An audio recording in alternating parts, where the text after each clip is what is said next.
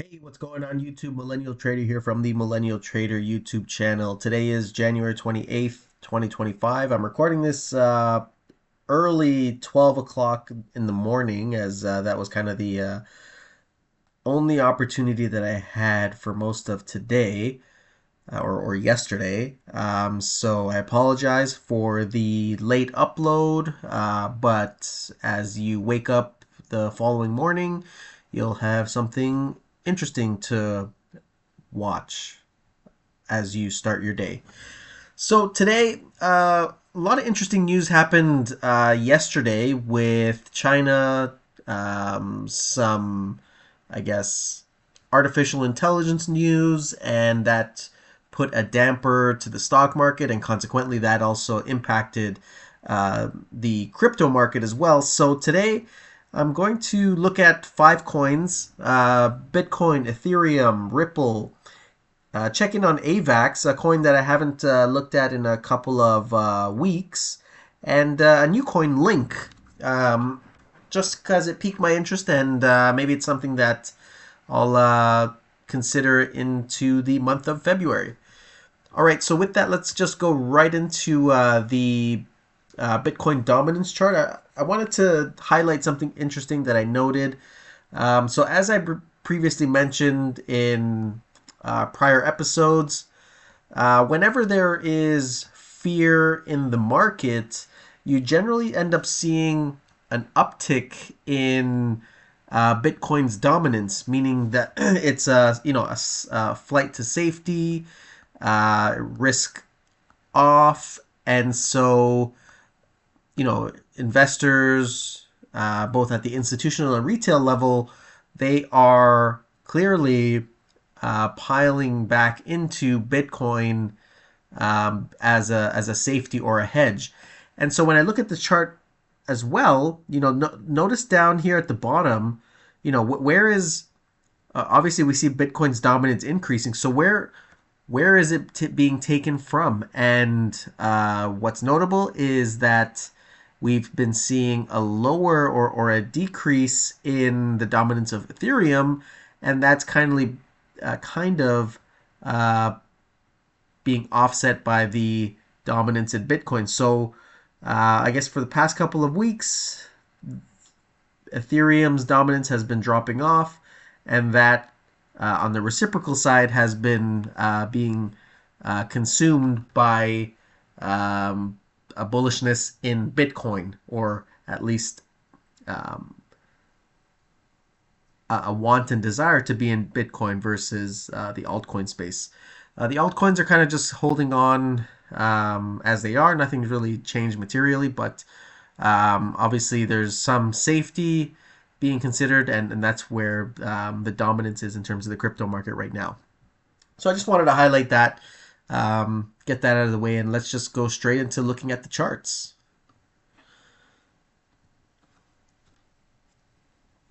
Okay, so today I actually did some buying myself of a couple of coins.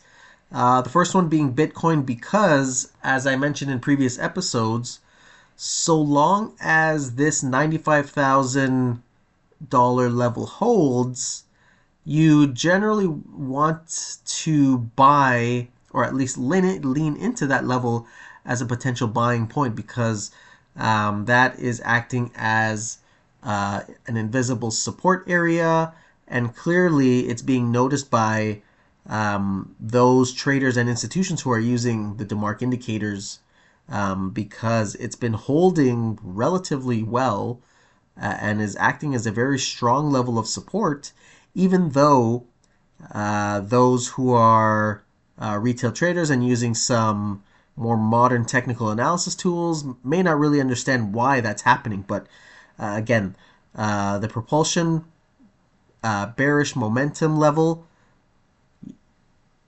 developed by Tom DeMark has been a notable area of support, and so long as we continue to hold that level and we don't get follow through, then you want to continue to remain bullish Bitcoin.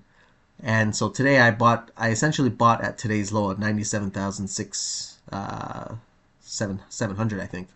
So I bought taking into consideration that that $95,000 level is effectively an important area of support for me, and I will continue to add or accumulate um, so long as we continue to hold that level. So for the time being, you can, if you've been in Bitcoin for months and months, nothing glaring at the moment, you want to continue to be long the coin. Again, keeping an eye on that $95,000 level. It may, price action may pierce through it, but so long as we close above it, you want to continue to be bullish the market. And obviously that's um, highly correlated to the fact that the Bitcoin dominance chart has actually started to peak back upwards. So it's notable, something that I'm watching, and it continues to allow for the uh, continuation of this countdown completion to a 13. So it could, again, that $95,000 is so critical, and we've been hovering around that for essentially like 8 weeks. So it's definitely meaningful, and keeping an eye on it. MACD continues to show a bullish lean, but again, the convergence of the two lines are getting more narrow. So something that I'm watching, and I'll kind of evaluate it as the days and the weeks go on. Okay, so the next coin that I'm going to take a look at is Ethereum. And again, today I also bought more Ethereum.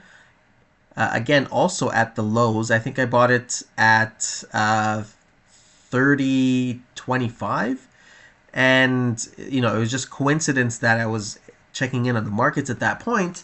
But I knew instinctively to be looking at this 3,110 level as an area of support similar to Bitcoin's $95,000 hidden level of support, because again, this is in a bullish market, or in a bullish environment.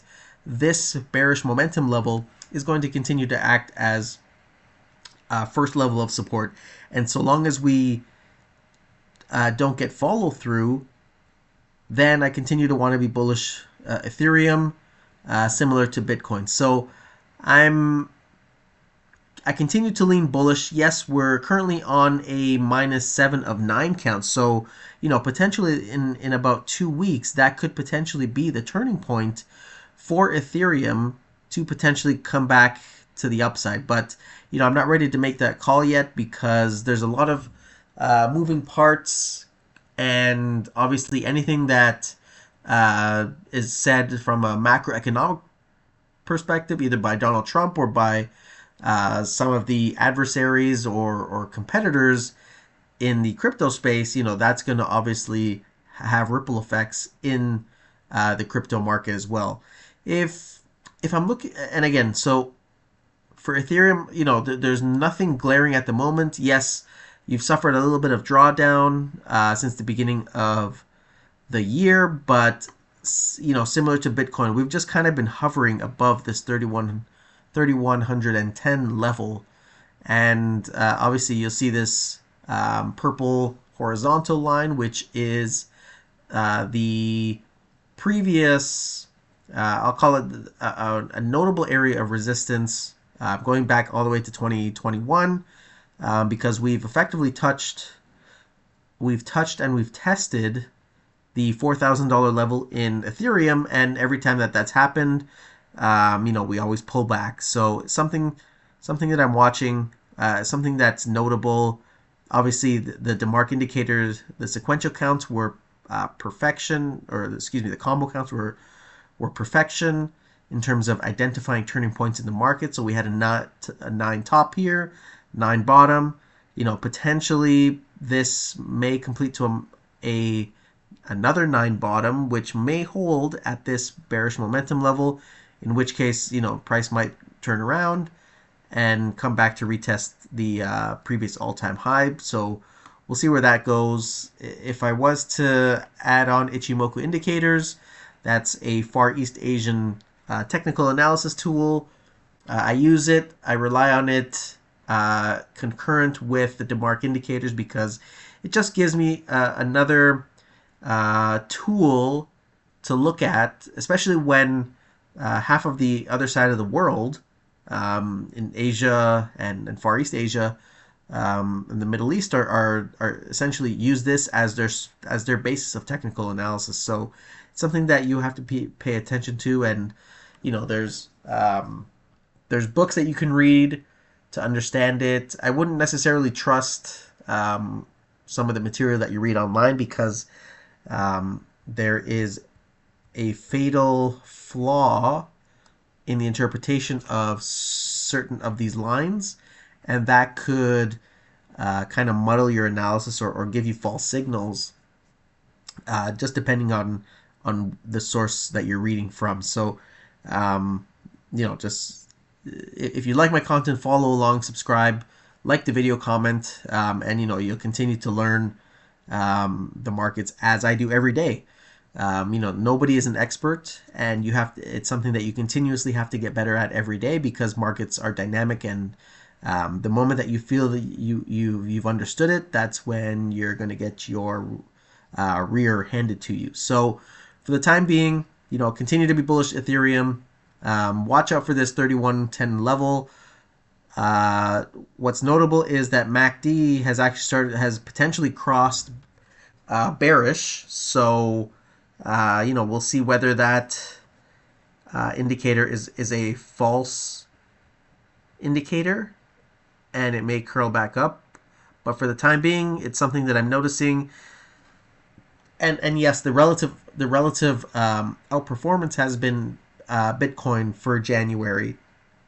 And I'm a little bit disappointed because my whole thesis for 2025 was that originally I thought Ethereum was going to outperform Bitcoin in 2025. And yes, we're only done the first month, and there's still 11 more months for my thesis to be proven correct. So, it's something that's still in the development, and I guess it's one of my bigger play ideas for 2025.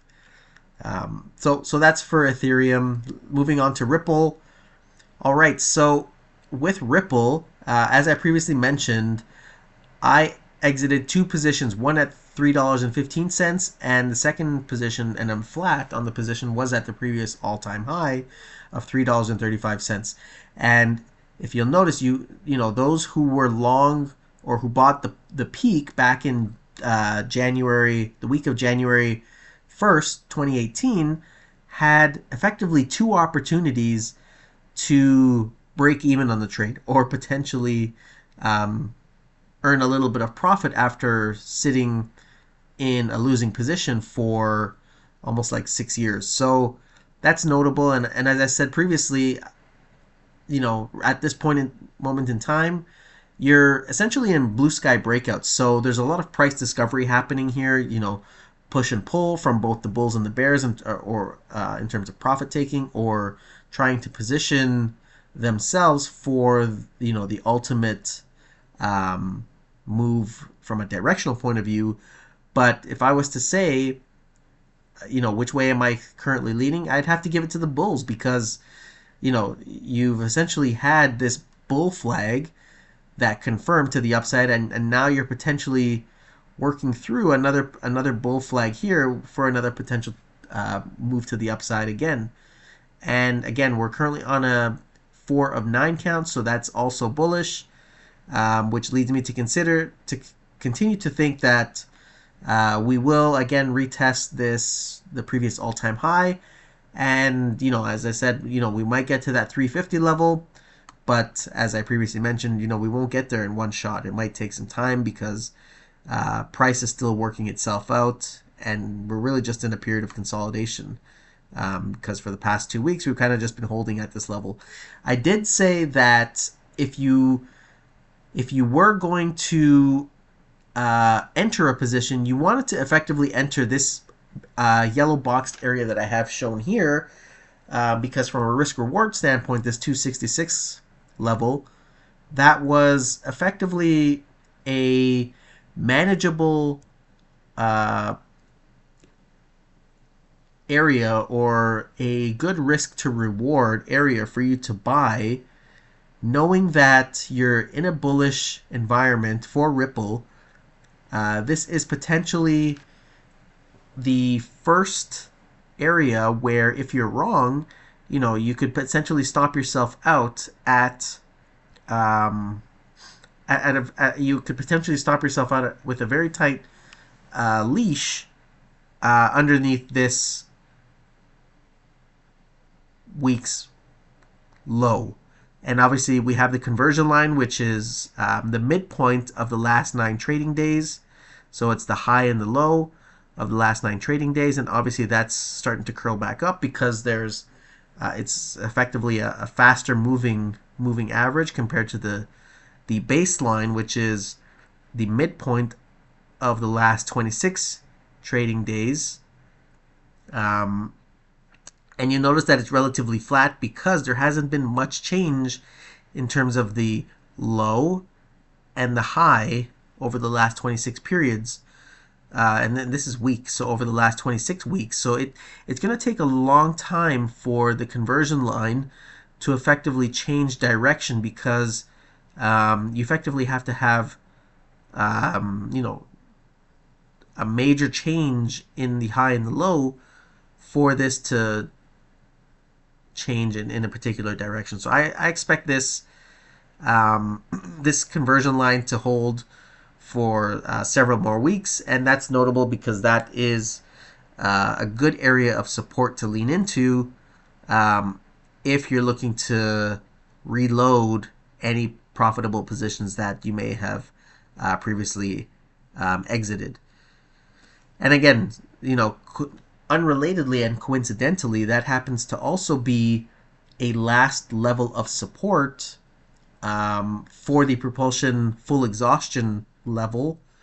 So it's just coincidence that that level also happens to line up precisely with the conversion line because it is acting as an important level of support. So for the time being, I want to be bullish Ripple because I do anticipate that it will retest all-time highs again. Again, for another opportunity for those that have been long since 2018 to effectively exit their position and break even, and they'll close their cryptocurrency app and say that they'll never trade cryptocurrency again.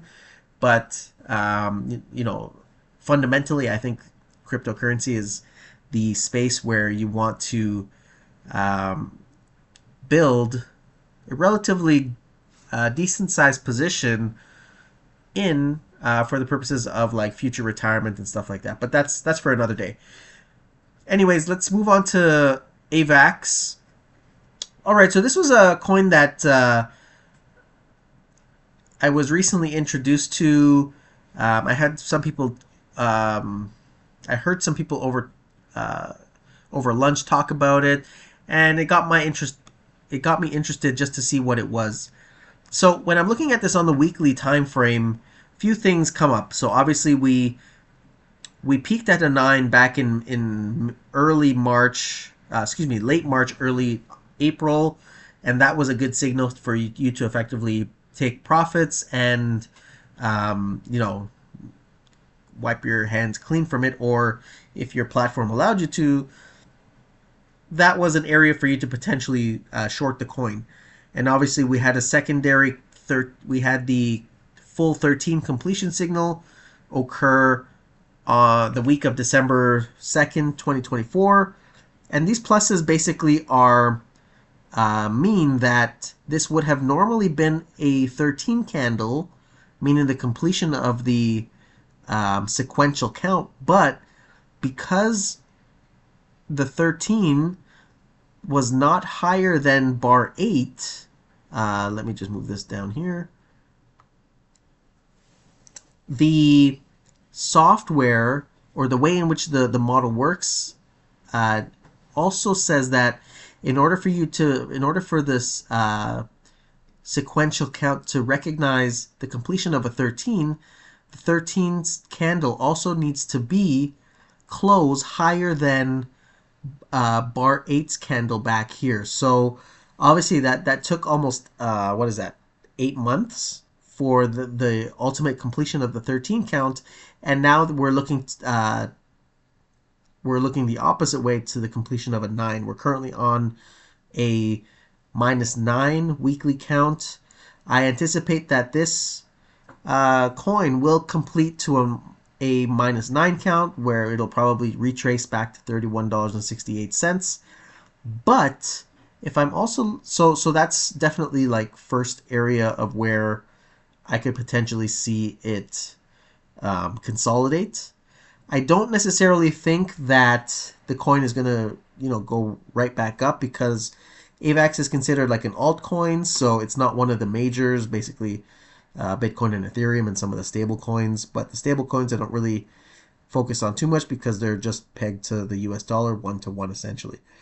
So if I'm looking at the Ichimoku clouds, what comes up here is, so assuming that we complete to a -9, we could potentially end up the lagging span with the lagging line, which is basically current price, or the current close projected 26 periods into the past. That would potentially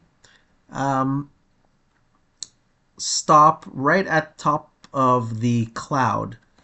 Now, if we look above, there is the baseline above, which will potentially act as resistance going forward.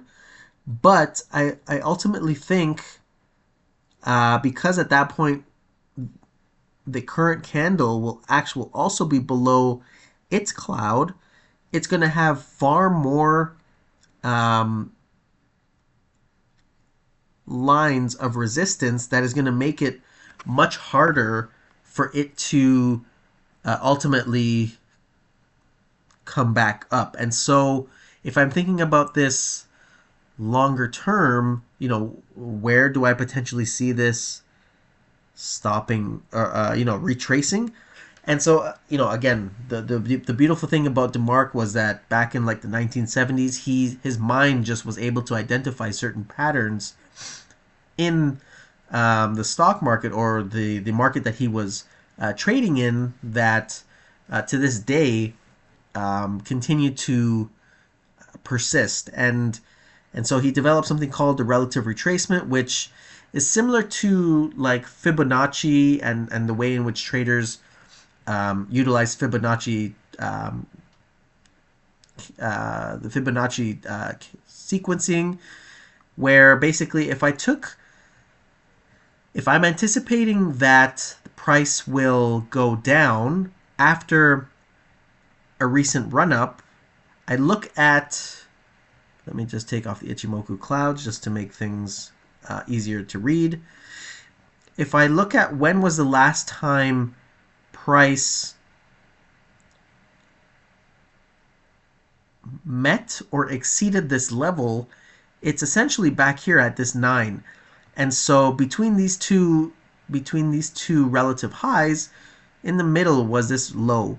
And so using relative retracement, we project where potentially price could ultimately get down to, from assuming that we complete the -9, and that count continues to 13, we could potentially ultimately get back to this $20 level, at which point you've essentially retraced more than 50% of the move from this high. You would essentially have retraced 62% of the move down. And so I think at that point, that's where I potentially see AVAX going, but not at one shot. Like, it's going to take, effectively 13 weeks, assuming that it's just continuous selling pressure going on in the crypto market, that